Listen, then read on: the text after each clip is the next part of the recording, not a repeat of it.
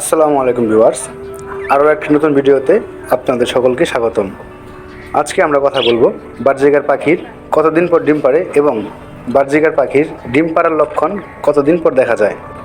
ভিডিওটি না টেনে সম্পূর্ণ ভিডিওটি দেখবেন এবং অবশ্যই আমার চ্যানেলটি সাবস্ক্রাইব করবেন। চলুন দেরি না করে আমাদের মূল ভিডিওতে চলে যাই। পাখি হচ্ছে আমাদের শখের জিনিস, আর সেই শখের জিনিস থেকে যদি আমরা ভালো কিছু পাই তাহলে ভালো কান্না লাগবে।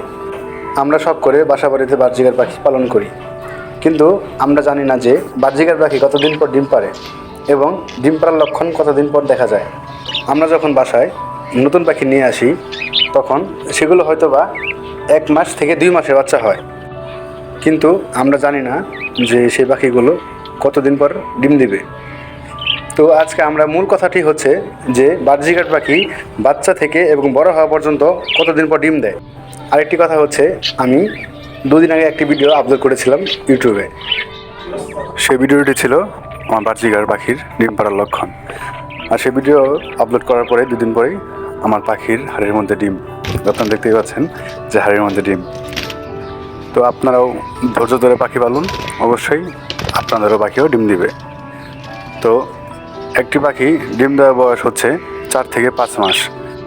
আপনার পাখির যখন 4 মাস বয়স হবে তখন আপনারা নিজেরা বুঝতে পারবেন যে আপনাদের পাখির ডিম পাড়ার বয়স হচ্ছে, এবং তাদের কার্যকলাপ দেখে বুঝতে পারবেন যে তারা অতি শীঘ্রই ডিম পারবে। আর আপনারা যখন পাখির ডিম পাড়ার লক্ষণগুলো দেখবেন তখন অবশ্যই পাখির প্রতি খেয়াল রাখবেন। আর ওদের যে খাবারগুলো আছে, যেমন চীনা, কাউন ও পানি, তো পানিগুলো যেন অবশ্যই বাসি না হয়। সকালবেলা পানি দিয়ে আবার বিকেলবেলা পানি চেঞ্জ করে দেবেন। পাখির খাবারগুলো যে আছে চীনা, কাউন, এগুলো যেন কোনো রকমভাবেই ভিজা না থাকে।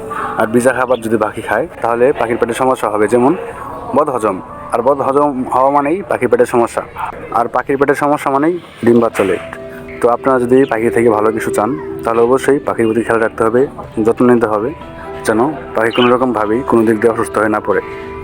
তো আজকে এই পর্যন্তই। সবাই ভালো থাকবেন, সুস্থ থাকবেন।